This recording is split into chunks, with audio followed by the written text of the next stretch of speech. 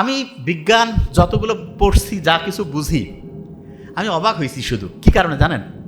আল্লাহ আমাদের জন্য যেটা ভালো সেটা আমাদের শরীরের জন্য ভালো দেখে সেইটাকে আল্লাহ করতে উৎসাহিত করছে, আর যেটা আমাদের শরীরের জন্য খারাপ সেটাকে করতে আল্লাহ নিষেধ করছে। অনেকে বলে ভাই এটা কীরকম, এক্সাম্পল দিই। এবার সত্যিটা বলবেন কিন্তু। আচ্ছা, একটা এলাকায় সবাই 4-5 জন মিলে একসাথে হইলেন, সমালোচনা করতে কেমন লাগে? সত্যি কথা বলেন, খুব মজা লাগে, ঠিক না? সমালোচনা করলে সবাই খুশি, হ্যাঁ কী হয়েছে রে, কত দেখি। আচ্ছা, ইসলাম এই যে গীবত করা, সমালোচনা, এগুলাকে কি উৎসাহিত করছে না নিরুৎসাহিত? তো অনেকের মাথায় যে এটা আল্লাহ কেন করলো, শুনেন। এই ব্রেইনের মধ্যে কোনো কারণে যদি ভূমিকম্প হয়, কি হয় বলেন? ভূমিকম্প। তাহলে এটা কি ব্রেনের জন্য ভালো না খারাপ? খারাপ। এই নর্মালি ঢাকায় ভূমিকম্পের ভয় সব পালাইছে না, আর আপনার ব্রেইনে ভূমিকম্প, ব্রেন থেকে পালা যার পাবেন, তাই তো নিজে শেষ। ব্রেইনে যদি ভূমিকম্প হয় তাহলে দেখা যায় যে ব্রেইনের যেই জায়গায় যে জিনিস রাখছেন, আচ্ছা আমি সহজ করে বলি, ভূমিকম্প হলে এখানে সব কি এরকম থাকবে না, ওলট পালট হয়ে যাবে? তাই ব্রেইনে আপনি যে জিনিস রাখছেন, ভূমিকম্প হলে কি ওই জায়গায় থাকবে না, ওলট পালট হয়ে ভাঙচুর হয়ে সব ধ্বংস হয়ে যাবে? ধ্বংস হয়ে যাবে না? আচ্ছা, এখন অনেকে যে ভাই ব্রেইনের ভূমিকম্প টের পাবো কী করে, শুনেন, খুব ইম্পর্টেন্ট। ব্রেইনে ভূমিকম্প হয়েছে কি না এটা বোঝার একটা ইন্টারেস্টিং পয়েন্ট আছে। কি পয়েন্ট? একটা রাসায়নিক উপাদান আছে যার নাম হচ্ছে ডোপামিন। কি নাম? ডোপামিন। খেয়াল থাকবে তো, ডোপামিন। কি নাম? ডোপামিন।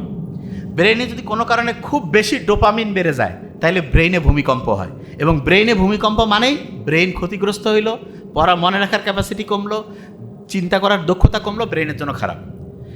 বিজ্ঞানীরা অবাক হয়েছে, যখন কেউ সমালোচনা করে, বিভিন্ন বিষয় সম্বন্ধে হচ্ছে অপ্রয়োজনীয় গল্পগুজব করে, তখন ব্রেইনে হাই ডোপামিন করণ হয়, তখন ব্রেইনে ভূমিকম্প হয়। তাই ইসলাম কি সমালোচনা, গীবত এটাকে উৎসাহিত করছে না নিরুৎসাহিত? নিরুৎসাহিত। কেন? কারণ আল্লাহ তো জানে, আল্লাহ বানাইছে না এটা, যে হাই ডোপামিন করণ হবে, ব্রেইনের জন্য ক্ষতিকর। আচ্ছা, এবার একটা ইন্টারেস্টিং জিনিস, জুয়া খেলা ইসলামে হালাল না হারাম? কেউ যখন জুয়া খেলে, যারা জুয়া খেলে আল্লাহ হেফাজত করুক, কিছুদিন পর পর আর না খেললে মাথার সার্কিট ধ্বংস হয়ে যায়। ওই কিন্তু জানে, সব জানে যে এটা খারাপ, অমুক তমুক। হারার পরে আসি আফসোস, মাথার মধ্যে হাত, কেন যে করলাম কি। আমি জানি তো, আমাদের কাছে রুগী আসে না, কী হয়েছে, কয় যে স্যার কয়েকদিন পর ওইটাতে খেলতে যদি না যাই মনে হয় যে দুনিয়া আর কিছু নেই, খেললাম হারলাম, তারপরে খালি আফসোস যে কেন এটা করলাম। বিজ্ঞানীরা দেখছে যে এই জুয়া খেলার আগের মুহূর্তে তার ওই জুয়ার যে একটা থ্রিলিং, এইটার কারণে তার হাই ডোপামিন ক্ষরণ হয়, এবং এইটা ওই একবার হাই ডোপামিন যদি আপনি ওই মজাটা পেয়ে যান, তখন আর স্বাভাবিক যে ডোপামিন সেটা আর ভালো লাগবে না। এই কারণে আল্লাহ যে জুয়াতে শুধু অর্থনৈতিক ক্ষতি তাই না, আপনার ব্রেন যে আছে, ব্রেনটাও ধ্বংস হয়ে যায়। জুয়ারও খুব বুদ্ধিমান হওয়ার সুযোগে নেই। হ্যাঁ, 2-4 জন এক্সেপশনাল, সেটা আলাদা।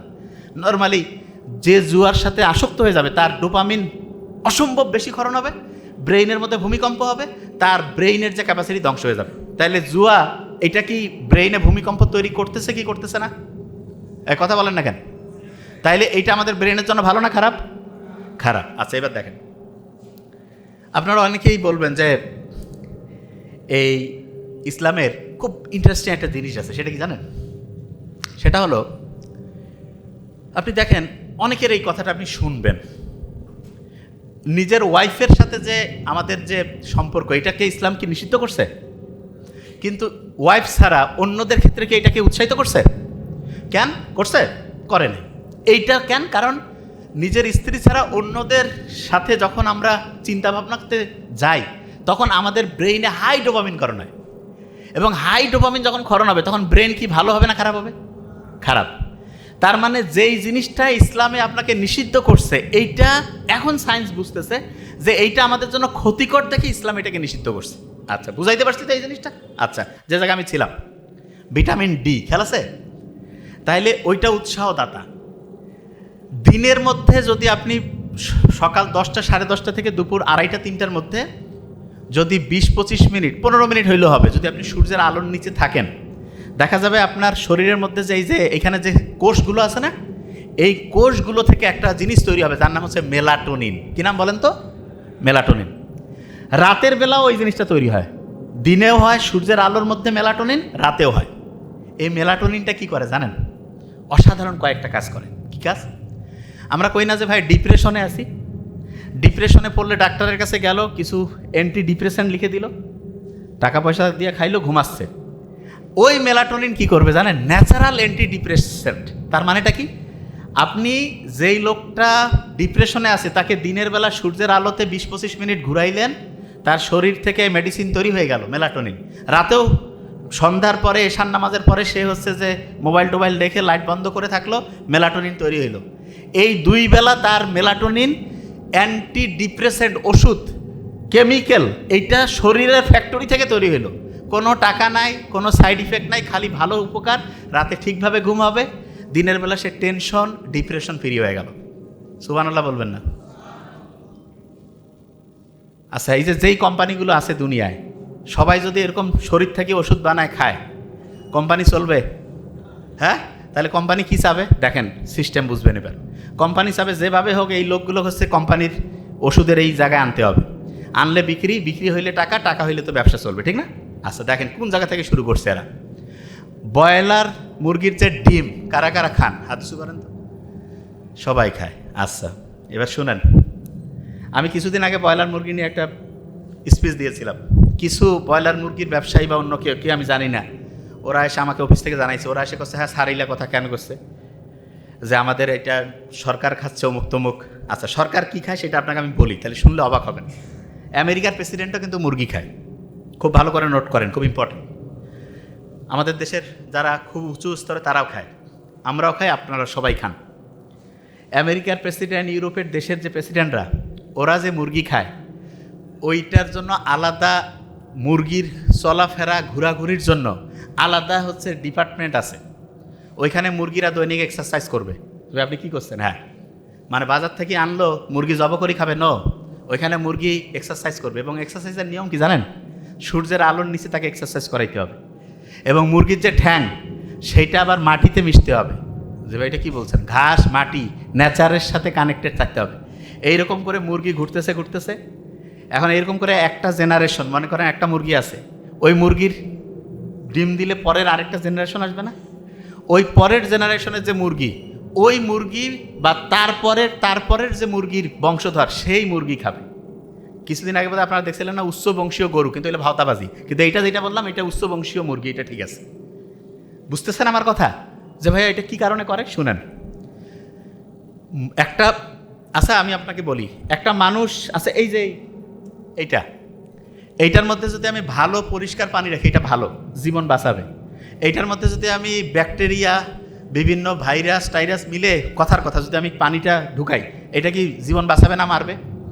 আচ্ছা, আমাদের যে মুরগি আছে, এই মুরগিগুলো কিন্তু হচ্ছে বিভিন্ন খাবার খায়।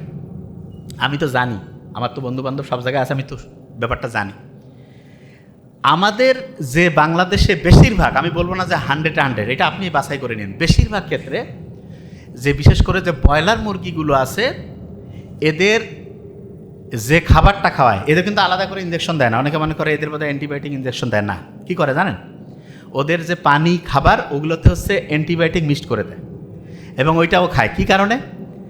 অ্যান্টিবায়োটিক দিলে আগে, মানে রোগ হওয়ার আগে অ্যান্টিবায়োটিক দিল, এবং এতে যেটা হয় ওই জিনিসটা আবার আমরা খাই, এবং খাওয়ার পরে আমাদের শরীরে অ্যান্টিবায়োটিক ঠিকভাবে ওই ব্যাকটেরিয়া বা আমাদের কোনো শরীরে যদি জীবাণু ঢুকে তার সাথে ফাইট করার জন্য যে অ্যান্টিবায়োটিক, সেইটা তখন ঠিকভাবে কাজ করে না। এই সহজভাবে এই জিনিসটাকে সহজ করে বোঝানোর জন্য আপনাকে আমি একটা এক্সাম্পল দিই, তাহলে বুঝতে পারবেন। অ্যান্টিবায়োটিক রেজিস্ট্যান্সকে অনেকে বুঝে না, যে ভাই এটা জিনিসটা কি। এটা খুব ইম্পর্টেন্ট, শুনেন মন দিয়ে, তাহলে বুঝবেন। ধরেন আপনি একটা বাড়ির মালিক, আপনি আপনার একজন কর্মচারীকে বলছেন যে আগামীকালকে তুমি আসো, এসে তুমি কাজ করো। সে আসলো, আসার পরে আপনি বললেন যে দেখো তো কোনো কাজ আছে, দেখে কোনো কাজ নাই। বললো যে কোনো কাজ নেই, আমাকে ডাকছেন, আচ্ছা ঠিক আছে চলে যাও। গেল 3 দিন পরে আবার বলছেন যে একটু আসো তো। আসার আগে সে বললো যে আমাকে কয় দিনের জন্য কাজ দিবেন? বলছে আপনাকে 7 দিনের জন্য কাজ দিব। ও এসে 2 দিন কাজ করছে, করার পরে আপনি দেখতেছেন কাজ টাজ নাই, ও বলতে তুমি চলে যাও, 7 দিন লাগবে না, 2 দিন, 2 দিনের টাকা নিয়ে চলে যাও। এর মেজাজটা একটু কিন্তু খারাপ, যে কী রে ভাই, আমি হচ্ছে যে একবার গেলাম, যে দেখি কাজ নাই, এরপরে 7 দিনের কথা কয়ে 2 দিন কাজ করে আমাকে ফিরাই দিল। এরপরে যখন আপনি তাকে ডাকবেন, এবার কিন্তু সত্যি আপনার মনে করেন যে 7 দিন বা 10 দিনের কাজ আছে, ওই লোকটা কি আর সহজে আসতে চাবে কি চাবে না? কথা কন না কেন? চাবে? চাবে না। আচ্ছা এবার দেখেন, এখনও জিনিসটা মাথায় ঢুকে না, আমি জানি এবার ঢুকবে। এই যে দুই সারির মধ্যে যারা আছে না, শোনেন, এনারা সব ধরেন ব্যাকটেরিয়া। এরা আমাদের শরীরে ফাইট করে আমাকে অসুস্থ বানাইছে। আমরা ডাক্তারের কাছে আসলাম, আমাদের শরীর ফাইট করে করে পারছে না, ডাক্তার বলতেছে বাহির থেকে সৈন্য পাঠাচ্ছি। সৈন্য কি? একটা অ্যান্টিবায়োটিক দিল, অ্যান্টিবায়োটিকটা খাইলাম। অ্যান্টিবায়োটিক হচ্ছে এক ধরনের বোমা। এইখানে মনে করেন যে 15 জন মরে গেল। আচ্ছা, 15 জন যদি একসাথে মরে যায়, বাকি 4-5 জন কি আর চুপ করে থাকবে নাকি ওই সময় কোনো কিছু করবে? চুপ হয়ে যাবে যে ভাই কি হইলো, বুঝতে চেষ্টা করবে না? আচ্ছা, তা আপনি ওই 5 জন কিন্তু আছে, কিন্তু 1 ডোজ খাইছেন বা 2 দিন খাইছেন, 4-5 জন বেঁচে আছে, সবগুলো মরছে। তখন আপনি চিন্তা করতেছেন ডাক্তার কইছে 7 দিন খাইতে দেওয়ার, কেন 7 দিন খাবো? আমি তখন সুস্থ হয়ে গেছি, না খাইলেও হবে। আচ্ছা, যে 4-5 জন আছে আপনি চিন্তা করেন, এরা কিন্তু ভাই বাপ নিজের বংশের সব লোক। আপনার বংশের যদি সবাইকে মারি ফেলায়, 2-4 জন যদি বাঁচেন, আপনি চিন্তা করবেন না যে কে আমাকে মারলো? এই জিনিসটা গবেষণা করবেন। গবেষণা করে আপনি ওই যেই জিনিসটা দিয়ে মারছে সেই জিনিসটা ক্যালকুলেশন করবেন। করে আপনি কি করবেন? যে আমাকে এইটা দিয়ে মারছে, এই গোটাল জিনিসটার বিরুদ্ধে আপনি একটা গোটাল সিকিউরিটি সিস্টেম তৈরি করবেন। করার পরে আপনি কি করবেন? যে ভাই আমার বংশকে ধ্বংস করছে, যে ধ্বংস করছে তার বংশকে ধ্বংস করা লাগবে। কিভাবে? আপনি তখন হচ্ছে আন্দোলনে বের হয়ে গেলেন। ওই এলাকার যত ব্যাকটেরিয়া আছে সবাইকে বলবেন যে এই ও কিন্তু এইটা দিয়ে আমাদেরকে মারছে ভাই, এই জিনিসটা তোমরা নাও। এটা কি? যে তোমরা যখন ওকে অ্যাটাক করবা তখন ও যে ওষুধটা খাবে, মানে যে বোমাটা মারবে, সেই বোমাটা দিয়ে তোমাকে ধ্বংস করতে চাইলে এইটা সামনে আগায় রাখবা, তাহলে তুমি ধ্বংস হবা না। তাই নাকি? কয় হ্যাঁ। ও তখন ওইটা নেওয়ার পরে ও কবে যে আমাদের তো বংশে আরও এরকম আছে, হ্যাঁ সবার এটা মানে নিজের সিকিউরিটির জন্য সবাই এটাকে জানাই দাও। এরকম করে ওই এলাকার যত লক্ষ লক্ষ কোটি কোটি ব্যাকটেরিয়া আছে সবাই জানলো না? জানার পরে মনে করেন ওই ব্যাকটেরিয়া এই নিচে যারা আছে তাদের কাউকে ধরছে। এখন উনি আসি বললো যে ডাক্তারকে যে স্যার এরকম আমার অসুস্থ, সুস্থ হচ্ছি না। আমি চিন্তা করলাম এর আগে তো এরকম লোক সুস্থ হয়েছে, আমি ওই ওষুধটাই দিলাম। ওরা কিন্তু আগের থেকে রেডি হয়ে আছে, ওষুধ খাইলো 1 ডোজ, কাজ হয় না। তারপরে যে সুস্থ হয়েছে তাকে বলছে কি দোস্ত তোমার না 1 ডোজে কাজ হয়েছিল? কয় হ্যাঁ। তোর হচ্ছে না? কয় তাহলে ডাবল পরীক্ষা। 2 দিন 3 দিন 7 দিন খাওয়ার পরে কাজ হচ্ছে না। কেন? কারণ যেটা দিয়ে ওকে মারবেন সেইটার টেকনিকটা সে আগেই বের করে ফেলছে। এই কারণে এই যে প্রথমে ধ্বংস হইলো পরে ধ্বংস হইলো না, বাধা দিল না, এইটাকেই সহজ করে বলে অ্যান্টিবায়োটিক রেজিস্ট্যান্স। কখন হইতে পারে সহজ করে? আপনার শরীরে ধরেন যে কোনো জীবাণু নাই, তখন যদি আপনি খান, এটা তাহলে হইতে পারে, কাজ নাই, ডাকছেন। আরেকটা হচ্ছে যে সবাইকে মারতে হবে, কিছু মারলেন কিছু রাখলেন, তাহলে ওই যারা আছে তারা বাকি সবাইকে সিস্টেমটা বুঝাই দিবে। সিস্টেম যদি বুঝাই দেয় তখন অন্যের শরীরেও যদি আপনি অ্যান্টিবায়োটিক সত্যি সত্যি দেন, ওরা তো আগের থেকে রেডি যে এরকম করে মারবে, আমরা আগের থেকে এরকম করে ধরবো, তাহলে কিন্তু তাদেরকে আর হারানো যাবে না, তখন তারাই জয়ী হয়ে যাবে। বুঝাইতে পারছি আমি কি বলছি? এই যে বেগম খালেদা জিয়া যে মারা গেল, ওনার ফুসফুসের মধ্যে একটা ছত্রাক ফাঙ্গাল ইনফেকশন হয়েছিল, ওইটাকে যে অ্যান্টিবায়োটিক দিয়ে মারবে এরকম কোনো অ্যান্টিবায়োটিক কাজ করতেছিল না। এই কারণে ওইটা থেকে ইনফেকশন হয়ে সারা শরীরের মধ্যে রক্তে মিশে গেল, আস্তে আস্তে আস্তে আস্তে ওনার জীবনের একদম মানে শেষ পর্যায় থেকে পৃথিবী থেকে চলে গেল। এটা বুঝাইতে পারছি? আচ্ছা, যে জায়গায় আমি ছিলাম, এই যে ব্রয়লার মুরগি এগুলো 28-30 দিনে বড় করে, বাসায় যদি আপনি নিজে পুষে খান কোনো সমস্যা নেই, কিন্তু বাজার থেকে যেগুলো খাওয়া এগুলো ক্যাডমিয়াম, লেড, সীসা, এগুলো এত ক্ষতিকর, শরীরের রক্তের মধ্যে বিষ মিশায় দেয়। রক্তের মধ্যে যদি বিষ মিশায় দেয়, আপনি চিন্তা করেন তো আপনার রক্ত কি ঠিকভাবে কাজ করবে? আপনার রক্ত কি ঠিকভাবে ফাইট করতে পারবে রোগের বিরুদ্ধে? আস্তে আস্তে আপনি মৃত্যুর দিকে আগায় যাবেন। ডিম যেটা আছে, ডিমের ক্ষেত্রে আমি আপনাকে বলি সব সময় চেষ্টা করবেন দেশি মুরগি, দেশি হাঁস এগুলোর ডিম খাইতে, এগুলো, অথবা যদি আপনি নিজে বাসায় পেলে খেতে পারেন, বাসায় পুষতেছেন, ওগুলো থেকে সবচেয়ে ভালো হবে। আচ্ছা, যে জায়গায় আমি ছিলাম, এত লোক যে ক্যান্সার, এত কিডনির রুগী, লিভারের সমস্যা, আলসার, আজ থেকে 50-70 বছর আগে আপনি বাবা মা দাদা দাদিদের কাছে শোনেন, এত লোক কিন্তু অসুস্থ ছিল না। ছিল? কারণটা কি জানেন? 1 নম্বর কারণ হচ্ছে খাবার। কি বলেন তো? খাবার। আপনি বাসায় যে এই সবজিটাও খাচ্ছেন, দেখা যাচ্ছে স্প্রে করে নিয়ে আসলো কীটনাশক। মাছ যেটা আছে সেইটার মধ্যে হচ্ছে দেখা যাচ্ছে যে কীটনাশক, মানে ওই মাছের মধ্যেও কিন্তু সে মিক্সড করে দিচ্ছে একটা ক্ষতিকর কেমিক্যাল, সেইটা আপনি খেয়ে ফেলতেছেন। তারপরে আপনি যে চাল আছে, চালের মধ্যে ইউরিয়া মিশাচ্ছে। বাজারের যত পচা খাবার আছে সবগুলোর মধ্যে কোনো না কোনো কেমিক্যাল। তাহলে এটা আপনার শরীর কি ভালো করবে না খারাপ করবে? হ্যাঁ, খারাপ করবে। আচ্ছা, তাহলে এগুলো থেকে বাঁচার বুদ্ধিটা কি? সবচেয়ে ভালো বুদ্ধি যেটা আমি মনে করি সেটা কি বলি, 1 নাম্বার যেটা করতে পারলে সবচেয়ে ভালো, টাকা একটু বেশি হোক অল্প খাই, সবসময় দেশি এবং ইমানদার ব্যবসায়ী যারা কোনো ভেজাল মিশায় না তাদের কাছ থেকে খায়। আর অনেক ব্যবসায়ী জানেও না যে এত ক্ষতি। এটা যদি আমরা করতে পারি আস্তে আস্তে দেখা যাবে যে আমাদের শরীরে জীবাণু ঢুকবে না, বেশি দিন বাঁচবো সুস্থভাবে, অনেক লম্বা সময় ভালোভাবে থাকতে পারবো। আচ্ছা, যে জায়গা থেকে আমি বের করছিলাম, যখন দিনের মধ্যে ভিটামিন ডি আমাদের ঠিকভাবে কাজ করতে পারে তখন তো আমি খুব ভালো, ওই যে রাতে ঘুম হইল, দেখা গেল টেনশন থেকে বাঁচলাম। আচ্ছা, রাতের বেলা মোবাইল চালায় এবং মোবাইল চালানোর মধ্যে 2টা বৈশিষ্ট্য বলবো। একটা ভিডিও দেখতেছে, ভিডিওটা দেখার আগেই কমেন্টস পড়ে, কারা কারা হাত উঁচু করেন তো। একটা ভিডিও দেখা শুরু হয়েছে, গোটাল শেষ করার আগে কমেন্টস পড়তেছি, কারা কারা সত্যি করবেন? হ্যাঁ, আছে না? আচ্ছা শুনেন, যারা একটা ভিডিও দেখতে গিয়ে বেশিক্ষণ ভিডিও দেখার না যেতেই কমেন্টস পড়া শুরু করেন, তাদের ব্রেইনের মধ্যে একটা সমস্যা হয়ে গেছে। সেটাকে মেডিকেলের ভাষায় খুব বড় একটা নাম আছে, ADHD, attention deficit hyper activity disorder. কঠিন শব্দ বাদ দেই, সহজ করে বুঝাই দেই। অনেকের মনে হয় না যে আজকে আমি ডাক্তার হব, কালকে মনে হয় বাংলাদেশের বড় প্রধানমন্ত্রী হব, তারপরের দিন মনে হয় যে না আমি খেলোয়াড় হব, তারপরের দিন মনে হয় ইঞ্জিনিয়ার হব। এরকম ভিন্ন ভিন্ন জিনিস মনে হয়। কার কার হাত উঁচু করেন? আচ্ছা, অনেকের এরকম আছে। এইটার মূল কারণ কি জানেন? আপনার একটা জায়গায় ফোকাস করার, একটা জায়গায় লক্ষ্য করে কাজ করার যে ক্যাপাসিটি সেটা নষ্ট হয়ে গেছে। কাজ করার ক্যাপাসিটি নষ্ট হয়ে গেছে।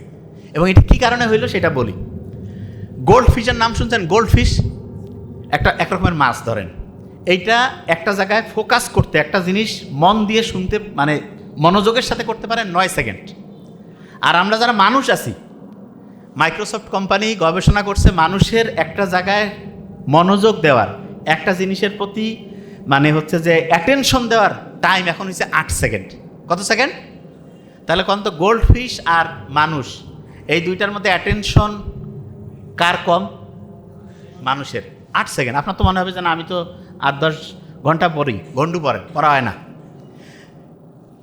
আপনারা পৃথিবীর খুব সেরা একজন ধনী মানুষ, ঠিক আছে, উনি মাত্র 5 থেকে 6 মিনিট অ্যাটেনশন দিতে পারতো। আর আপনি যদি এটা 2-3 মিনিট করতে পারেন তাহলে খুব ভালো। যে ভাই এত কম, হ্যাঁ, কিন্তু এখন মাত্র 8 সেকেন্ডে নামছে। কি কারণে নামলো সেটা বলি। রাতের এশার নামাজের পরে প্রয়োজন ছাড়া, পড়াশোনা ছাড়া, কোনো উদ্দেশ্য নাই, মোবাইলের মধ্যে আন্দাজে কি দেখতেছেন সে নিজেও জানে না, কি খুঁজতেছে সে নিজেও জানে না। এইটা যারা যারা করে তাদের ব্রেইনের ফোকাস দেওয়ার ক্যাপাসিটি কমে। হ্যাঁ, সকালে যারা ঘুম থেকে উঠে, সকালে ঘুম থেকে উঠে দেখা যাচ্ছে যে শুরু করে দিল মোবাইলের মধ্যে, সে হচ্ছে প্রথমে ওয়াশরুম যাক বা দাঁত মাজুক, তার আগে দেখা যাচ্ছে সে শুরু করে দিয়েছে, মোবাইল দেখা শুরু করছে। এই কাজগুলো যাদের মধ্যে থাকে তাদের দেখা যাচ্ছে অ্যাটেনশনটা কমে যায়। বুদ্ধিটা কি? দিনের সবচাইতে নির্দিষ্ট একটা টাইম বলে দিচ্ছি, ধরেন যে দুপুর 11টা থেকে দুপুর 2টা, এই টাইমে শুধু মোবাইল দেখবেন। কোন টাইম? দুপুর 11টা থেকে দুপুর 2টা। কয়েকটা কথা বলবো, খুব দ্রুত নোট করেন, জাস্ট মাথায় যাতে থাকে। অনেকের ওই যে হাড্ডিতে ব্যথা থাকে না, দেখা যায় যে শরীরে ব্যথা করতে পারে না, যে হচ্ছে যে বলতেছে ভাই ক্যালসিয়ামের অভাব।